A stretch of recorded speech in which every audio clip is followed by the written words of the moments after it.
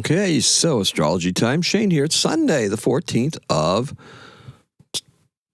whatever month it is, September. Okay, you ever do that and just have one of those things where you just go, September.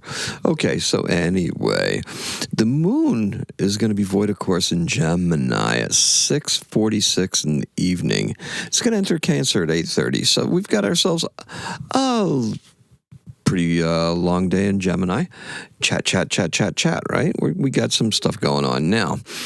The moon now squares that Sun-Mercury energy from yesterday. Oh, do you remember yesterday? Were you here yesterday? Okay. If you were here yesterday, the Sun and Mercury conjunct were the only aspect that we had. It magnified Mercury. It made it like brilliant in our minds, right? We were able to focus on some pretty worky things, right? Either real life work or side hustle work, whatever you want to call it. Maybe side hustle work is real life for you, but there's definitely two paths in what I'm doing. So. Yeah, so we were talking about that because that superior conjunction is what happens when Mercury overtakes the Sun after the retrograde. Now it's going to be going out in front of the Sun. It will be joining up with Mars. And for that matter of fact, Venus will be passing the Sun. Will Venus be passing the Sun? Maybe. We're going to have to see, okay? She's already way out, and she's already, where's she at? In Leo, right? So she's in Leo.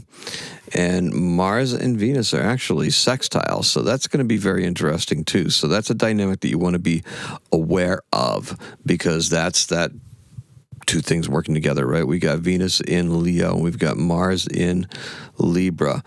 We've got some good energy there, right? That's some really good. That's some good energy. The two fixed signs actually work. Oh, hello, Willie. How you doing, buddy? Okay, I got a cat, like, exiting from below me. Hi, Will. Okay, so take time to say hello to the cats, right? Of course. Okay, so there's where Willie was at. He was hiding behind me. So I was wondering where the four downstairs cats were. Now, the moon squares that. Guess what?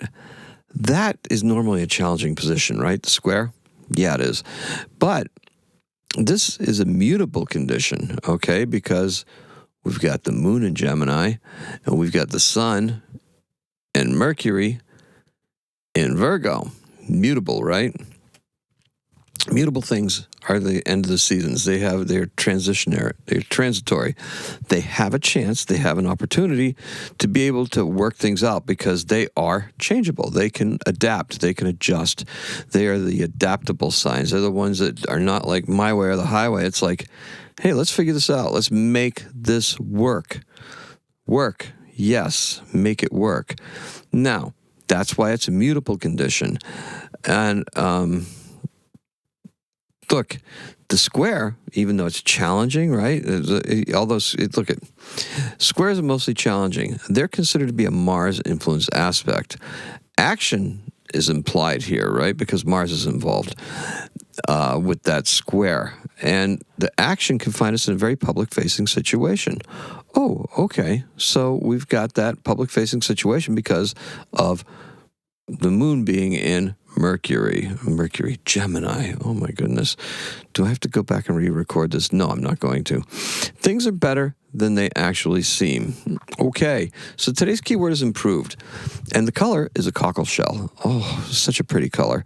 Wish I had one here. I have a chain of them that the kids made, but they're like a peachy yellowy color. They're beautiful. And it's actually on a leather string and you can jangle it. I have no idea where it's at. Kids made it years ago, but they're still good, still there. All right, so Venus and Mars both aspect the Sun and Moon square, okay? So Venus is in fiery Leo, so our output should be both beautiful and expressive. It will also be precise and surprisingly intuitive.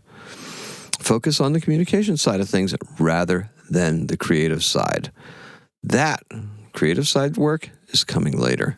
And we can clearly see the challenges we're facing. Yep, we can. They're rather stark and daunting.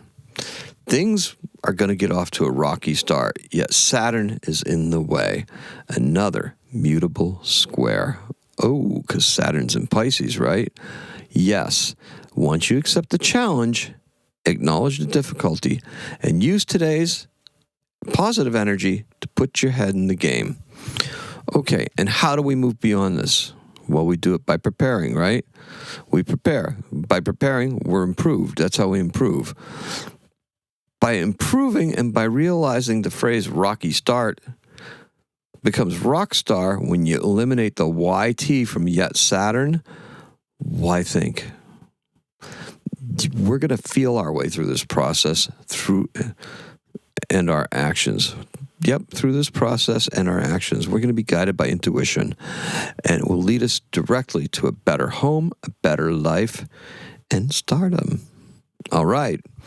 So, hopefully that wasn't too lost in my chaotic reading. I should have just read it straight through like I intended to. Okay, here's your inspiration, though, okay? This is something that's very inspiring, and it speaks to that Saturn difficulty, right? In 1741, George Frederick Handel, or Georg if you prefer, Frederick Handel, finishes his Messiah oratorio. You know the one, right? Hallelujah. All right. After working on it nonstop for 24 days. 24 days to come up with that. Good stuff, right? And, oh boy, here's where I wanted to throw myself off. Our birth is another composer. He's born in 1747. He's José Joaquim dos Santos, okay? He's a Portuguese organist and composer. He's born in Obidos in Portugal. Okay. I did that on purpose because usually I speak Brazilian Portuguese, okay?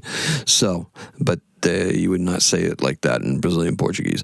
But Portugal Portuguese? Yes, you would. And he died in 1801, and that's all I have for you. So, thank you very much. Appreciate and love every single one of you. I guess if you were in Brazil, you'd say bom dia. Tá bom dia. Okay? I appreciate and love every single one of you. Today is a 7. Happy astro-catting. Ciao.